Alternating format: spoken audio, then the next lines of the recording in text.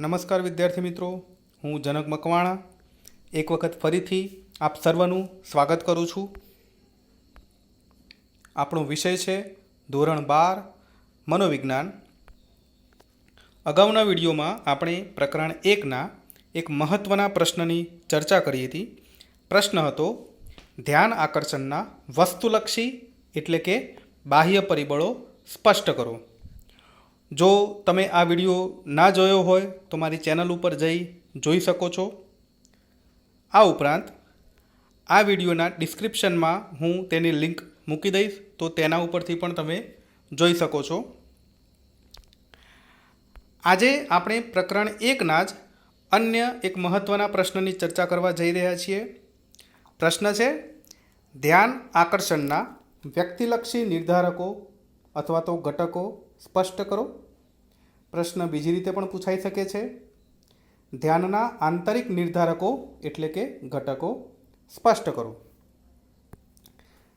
પ્રશ્નના જવાબને સમજીએ તે અગાઉ જણાવી દઉં કે આ પ્રશ્ન વિભાગ ઈમાં પૂછાઈ શકે તેવો પ્રશ્ન છે.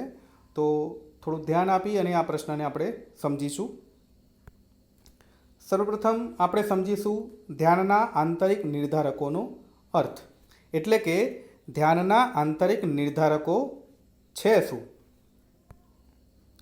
ધ્યાનના નિર્ધારકોને બે વિભાગમાં વહેંચવામાં આવે છે. નંબર 1 ધ્યાનના વ્યક્તિલક્ષી એટલે કે આંતરિક નિર્ધારકો. નંબર 2 ધ્યાનના વસ્તુલક્ષી એટલે કે બાહ્ય નિર્ધારકો. તો આ પ્રશ્નમાં આપણે ધ્યાનના વ્યક્તિલક્ષી એટલે કે આંતરિક નિર્ધારકોની ચર્ચા કરવાના છીએ. ઘણી વખત વ્યક્તિ પોતાના વ્યક્તિગત ગુણ લક્ષણોને કારણે અમુક ઉદ્દીપકો ઉપર વધુ ધ્યાન આપે છે. આ વ્યક્તિગત ગુણ લક્ષણોને ધ્યાનના વ્યક્તિલક્ષી એટલે કે આંતરિક નિર્ધારકો કહે છે. તો કહેવાનો મતલબ એ છે કે ઘણી વખતે આપણે અમુક વસ્તુઓ અથવા તો અમુક ઉદ્દીપકો ઉપર આપણી અંદર રહેલા ગુણો અથવા તો લક્ષણોના કારણે વધુ ધ્યાન આપતા હોઈએ છીએ. મતલબ આપણે કોઈ ઉદ્દીપક અથવા કોઈ વસ્તુ ઉપર વારંવાર ધ્યાન કેમ આપીએ છીએ તેનું કારણ આપણી અંદર રહેલું હોય છે. તો આવા જે કારણો છે તે કારણોને ધ્યાન આકર્ષણના વ્યક્તિલક્ષી અથવા તો આંતરિક ઘટકો કહેવામાં આવશે.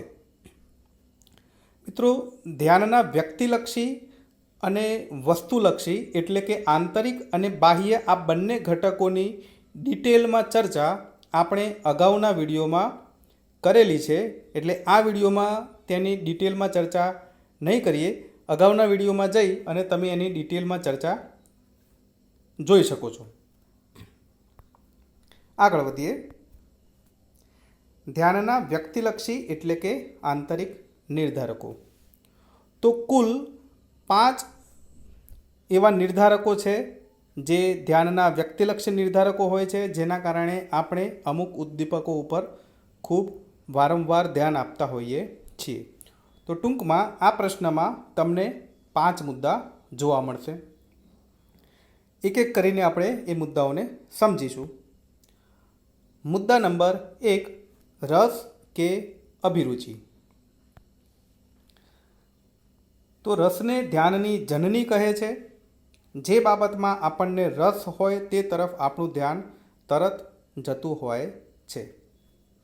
તો રસને ધ્યાનની જનની કહે છે. જનની એટલે કે માતા. અહીંયા કહેવા એ માગે છે કે રસ જે છે એ ધ્યાનને જન્મ આપે છે. કહેવાનો મતલબ એ કે આપણને જે બાબતમાં રસ હોય તે બાબત ઉપર આપણું ધ્યાન સૌથી પહેલાં અને વારંવાર જતું હોય છે. ઉદાહરણ તરીકે સમજીએ તો ક્રિકેટ રસિયાઓનું ધ્યાન રેડિયોમાં ચાલતી કોમેન્ટ્રી ઉપર તરત જતું હોય છે. તો કોઈ જગ્યાએ રેડિયો ચાલુ હશે અને રેડિયોમાં કોમેન્ટ્રી ચાલુ હશે તો જે ક્રિકેટ રસિયાઓ હશે તેમનું ધ્યાન તે કોમેન્ટ્રી ઉપર તુરંત જતું હોય છે. આસપાસમાં બેસેલા ઘણા બધા લોકોમાંથી જેમને ક્રિકેટમાં રસ હશે એ લોકોનું ધ્યાન અવશ્ય એ કોમેન્ટ્રી ઉપર એટલે કે રેડિયા ઉપર જશે. જે લોકોને ક્રિકેટમાં રસ નહીં હોય એ લોકો તેના ઉપર બિલકુલ ધ્યાન આપશે નહીં, પરંતુ જેમને ક્રિકેટમાં રસ હશે એ અવશ્ય એ તરફ ધ્યાન આપશે. બીજું ઉદાહરણ, સંગીત રસિયાઓનું ધ્યાન સંગીત તરફ તરત જતું હોય છે. તે જ પ્રમાણે આ બીજું ઉદાહરણ છે. જે વ્યક્તિને સંગીતમાં રસ હશે તે વ્યક્તિનું ધ્યાન સંગીત તરફ તુરંત જતું હોય છે. મંદ મંદ પણ જો કોઈ જગ્યાએ સંગીત વાગી રહ્યું હશે તો સંગીત રસિયાનું ધ્યાન એ તરફ તુરંત જશે. જેને સંગીતમાં રસ નહીં હોય તે બિલકુલ એ તરફ ધ્યાન આપશે નહીં, પરંતુ જેને સંગીતમાં રસ હશે એ વ્યક્તિ અવશ્યપણે એ તરફ ધ્યાન આપશે. આમ આપણને જે બાબતમાં રસ હોય તેને લગતા ઉદ્દીપક ઉપર આપણું ધ્યાન તુરંત જતું હોય છે. મિત્રો, અહીં એક વાત યાદ રાખજો. મુદ્દામાં જે પ્રથમ વાક્ય છે, રસને ધ્યાનની જનની કહે છે, આ વાક્ય ખાસ યાદ રાખી લેજો, કારણ કે આ વાક્ય વિભાગ એ અથવા તો વિભાગ બીમાં ખાસ પૂછાતું હોય છે. આગળ વધીએ. મેકડુગલ અભિરુચિને પ્રગટ ધ્યાન કહે છે, કારણ કે તે ધ્યાનને આકર્ષવાની સાથે સાથે તેને જકડી પણ રાખે છે. મેકડુગલે ખૂબ સરસ વાત કરી છે મિત્રો અહીંયા, કે અભિરુચિ એટલે કે આપણો જે રસ છે એ પ્રગટ ધ્યાન છે, કારણ કે તે ધ્યાનને આકર્ષવાની સાથે સાથે ટકાવી રાખવાનું પણ કામ કરે છે. કહેવાનો મતલબ એ છે કે આપણને જે બાબતમાં રસ હશે એ તરફ આપણું ધ્યાન આકર્ષાય છે એ તો ખરું જ, પરંતુ રસના કારણે આપણે એ બાબત ઉપર ખૂબ લાંબા સમય સુધી ધ્યાન ટકાવી શકીએ છીએ. આપણે તે બાબત ઉપર ધ્યાન ટકાવતા ક્યારેય પણ બોર થતા નથી, એટલે કે કંટાળતા નથી. આપણને કદી થાક પણ લાગતો નથી. દાખલા તરીકે આપણને કોઈ પિક્ચર જોવામાં રસ હશે તો 3 કલાક સુધી આપણે એક જ જગ્યાએ બેસી અને થાક્યા વગર, કંટાળ્યા વગર સતત એ પિક્ચર ઉપર ધ્યાન આપી શકતા હોઈએ છીએ. આગળ વધીએ. મુદ્દા નંબર 2, જરૂરિયાત.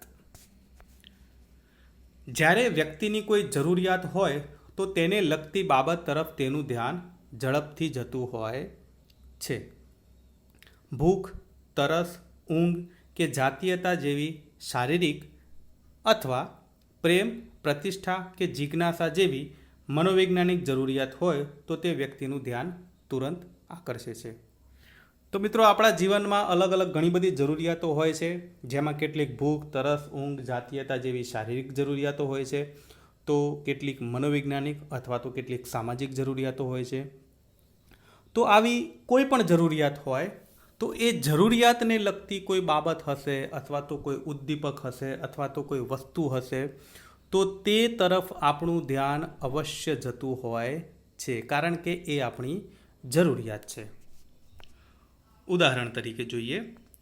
ભૂખી વ્યક્તિનું ધ્યાન ખોરાક તરફ જલ્દી જતું હોય છે. એટલે કે જે વ્યક્તિને ભૂખ લાગી છે એનું ધ્યાન ખોરાક ઉપર જલ્દી જતું હોય છે, કારણ કે ખોરાક જે છે એ તેની જરૂરિયાત છે. જેને ભૂખ લાગી નહીં હોય એનું ધ્યાન તે તરફ નહીં જાય, પરંતુ જેને ભૂખ લાગી છે તેનું ધ્યાન ખોરાક તરફ અવશ્ય જશે. બીજું ઉદાહરણ જોઈએ.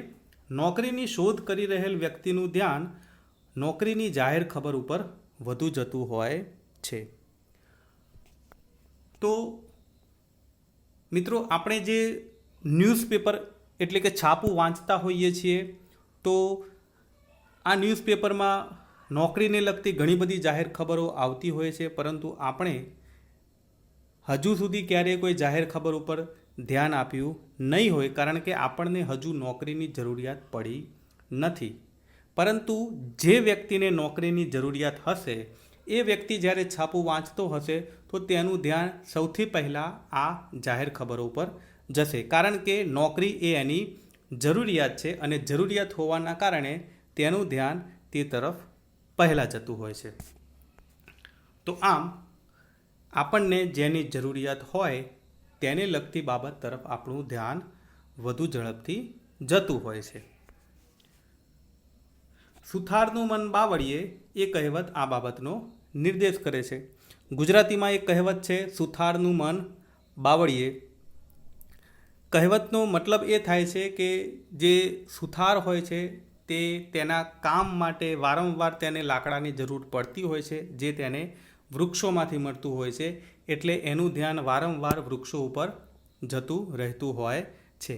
તો આ જે કહેવત છે એ આ મુદ્દાનો નિર્દેશ કરે છે.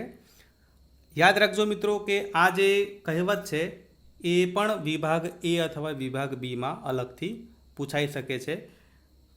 દાખલા તરીકે સુથારનું મન બાવળીએ તે ધ્યાન આકર્ષણના આંતરિક કયા પરિબળનું સૂચન કરે છે? આ રીતે પ્રશ્ન પૂછાઈ શકે છે. આગળ વધીએ. મુદ્દા નંબર 3, ટેવ. વ્યક્તિ કોઈ ટેવ કે વ્યસનનો બંધાણી હોય તો તેને લગતી બાબત તરફ તેનું ધ્યાન જલ્દી જતું હોય છે. એટલે કે વ્યક્તિને કોઈ પ્રકારની ટેવ હોય અથવા તો કોઈ પ્રકારની કુટેવ હોય, એટલે કે વ્યસન હોય, તો તે ટેવ અથવા તો કુટેવને લગતી કોઈ પણ બાબત હશે તો તેના ઉપર એનું ધ્યાન તુરંત જશે. ઉદાહરણ તરીકે, સિગારેટના વ્યસનીનું ધ્યાન પાનના ગલ્લા ઉપર જલ્દી જતું હોય છે. તો કોઈ વ્યક્તિ છે જેને સિગારેટનું વ્યસન છે, એટલે કે તેને આ ટેવ છે અથવા તો કુટેવ છે, તો એની આ ટેવના કારણે એનું ધ્યાન પાનના ગલ્લા ઉપર વારંવાર જતું હોય છે, કારણ કે તેની આ જે ટેવ છે સિગારેટ એ તેને પાનના ગલ્લામાંથી મળતી હોય છે. તો એ કોઈ જગ્યાએ ચાલતા ચાલતા જઈ રહ્યો હશે અને ત્યાં પાનનો ગલ્લો હશે તો એનું ધ્યાન અવશ્ય એ તરફ જશે. જેને ટેવ નહીં હોય તેનું ધ્યાન એ તરફ નહીં જાય, પરંતુ જેને એ ટેવ હશે એનું ધ્યાન એ તરફ અવશ્ય જશે. આગળ વધીએ. મુદ્દા નંબર 4, શિક્ષણ. વ્યક્તિએ કોઈ શિક્ષણ કે તાલીમ પ્રાપ્ત કરેલી હોય તો તેને લગતી બાબત તરફ તેનું ધ્યાન વધુ ઝડપથી જતું હોય છે. એટલે કે વ્યક્તિએ કોઈ પ્રકારનું શિક્ષણ પ્રાપ્ત કરેલું છે અથવા તો તાલીમ પ્રાપ્ત કરેલી છે, તો એ શિક્ષણ અથવા તાલીમને લગતી કોઈ બાબત હશે તો એ તરફ એનું ધ્યાન ઝડપથી જશે. ઉદાહરણ તરીકે, ઇજનેર એટલે કે એન્જિનિયર જે હોય છે, જેણે એન્જિનિયરિંગ કરેલું છે, કોઈના પણ ઘરે જાય તો તેનું ધ્યાન ઘરના બાંધકામ ઉપર તુરંત જતું હોય છે.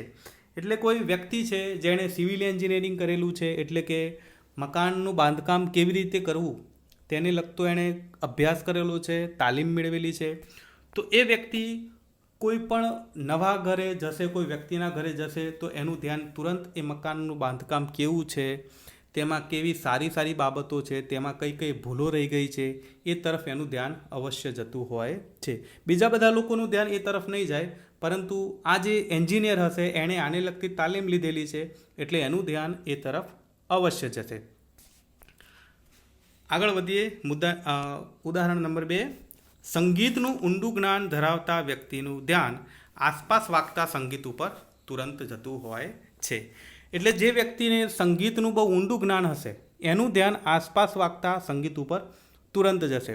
કહેવાનો મતલબ એ છે કે આસપાસ કોઈ સંગીત વાગી રહ્યું હશે અથવા તો કોઈ ગીત ગાઈ રહ્યો હશે, તો જે વ્યક્તિ પોતે ઊંડું જ્ઞાન ધરાવી રહ્યો છે સંગીતનું, એનું ધ્યાન એ તરફ તુરંત જશે.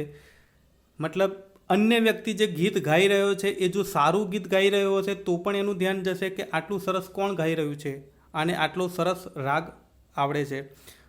જો બરાબર નહીં ગાઈ રહ્યો હોય તો પણ એનું ધ્યાન એ તરફ અવશ્ય જશે. આપણું ધ્યાન આવી ઝીણી ઝીણી બાબત, સંગીતની આવી જે ઝીણી ઝીણી બાબતો છે એ તરફ આપણું ધ્યાન નહીં જાય, કારણ કે આપણે સંગીતનું ઊંડું જ્ઞાન ધરાવતા નથી. પરંતુ એ જે વ્યક્તિ છે જેણે સંગીતનું આ ઊંડું જ્ઞાન પ્રાપ્ત કરેલું છે, શિક્ષણ પ્રાપ્ત કરેલું છે, એનું ધ્યાન એ તરફ અવશ્ય જશે. તો આમ આપણે જે બાબતને લગતું શિક્ષણ પ્રાપ્ત કરેલું છે તે બાબત ઉપર આપણું ધ્યાન તુરંત જતું હોય છે. પ્રશ્નનો અંતિમ મુદ્દો છે શારીરિક અને માનસિક સ્થિતિ.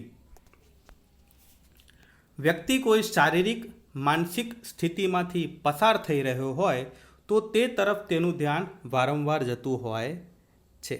એટલે આપણે કોઈ શારીરિક અથવા તો માનસિક મુશ્કેલીઓમાંથી પસાર થઈ રહ્યા હોઈએ તો આ બાબતો ઉપર આપણું ધ્યાન વારંવાર જતું રહેતું હોય છે. આ આપણા માટે એક કટોકટીનો સમય હોય છે. તે પોતાનું ધ્યાન ત્યાંથી હટાવવાનો પ્રયત્ન કરે છે, તેમ છતાં તે તેમ કરી શકતો નથી. વ્યક્તિ ચાહે છે કે એને જે શારીરિક તકલીફ છે અથવા તો એને જે માનસિક તકલીફ છે એ ઉપર એનું ધ્યાન ના જાય, એ તેના ઉપર ધ્યાન ના લઈ જાય, એમ છતાં તેનું ધ્યાન વારંવાર ત્યાં જતું રહેતું હોય છે. એ પોતાના ધ્યાનને ત્યાં જતાં અટકાવી શકતો નથી. દાખલા તરીકે, શરીરના કોઈ અંગ ઉપર ઈજા થઈ હોય તો વારંવાર ત્યાં ધ્યાન જતું હોય છે. આપણને કોઈ આપણા શરીરમાં કોઈ અંગ ઉપર વાગ્યું હોય અને ત્યાં દુખાવો થઈ રહ્યો હોય તો એ દુખાવા તરફ આપણું ધ્યાન વારંવાર જતું રહેતું હોય છે. આપણે ગમે એટલો પ્રયત્ન કરીએ કે આપણું ધ્યાન ત્યાંથી હટાવી દઈએ, પણ એમ છતાં આપણે તેમ કરી શકતા નથી. બીજું ઉદાહરણ, છૂટાછેડા લીધેલ વ્યક્તિ ગમે તેટલું ચાહે તે બાબત ઉપરથી તે પોતાનું ધ્યાન હટાવી શકતો નથી. આ માનસિક સ્થિતિનું ઉદાહરણ છે. કોઈ વ્યક્તિના છૂટાછેડા થયા છે તો તે ગંભીર રીતે માનસિક તણાવનો અનુભવ કરી રહ્યો હોય છે.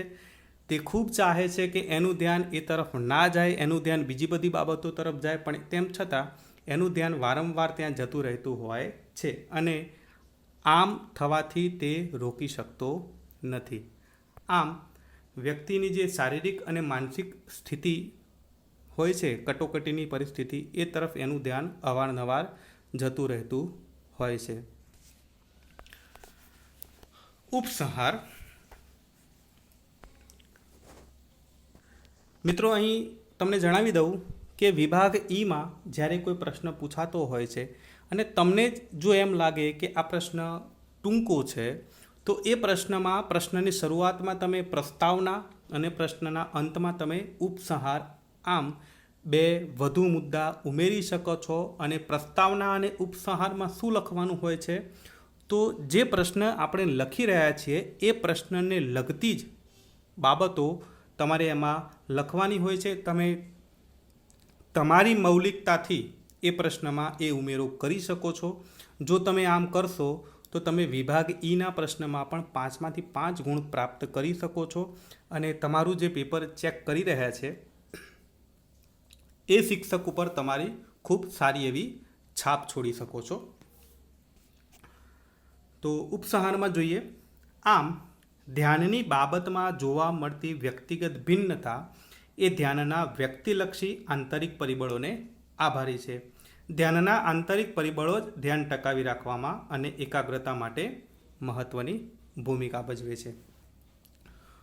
તો ધ્યાનની બાબતમાં જે વ્યક્તિગત ભિન્નતા જોવા મળે છે, વ્યક્તિગત ભિન્નતા એટલે અમુક વ્યક્તિઓનું ધ્યાન અમુક બાબતો ઉપર વધુ જતું હોય છે, જ્યારે અમુક વ્યક્તિઓનું ધ્યાન નથી જતું હોતું.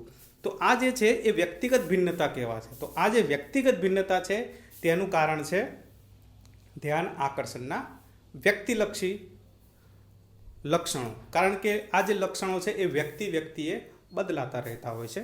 તો આ જે વ્યક્તિગત ભિન્નતા છે એ ધ્યાન આકર્ષણના વ્યક્તિલક્ષી પરિબળોને આભારી છે અને આ પરિબળો ધ્યાન ટકાવી રાખવામાં મહત્ત્વની ભૂમિકા ભજવે છે.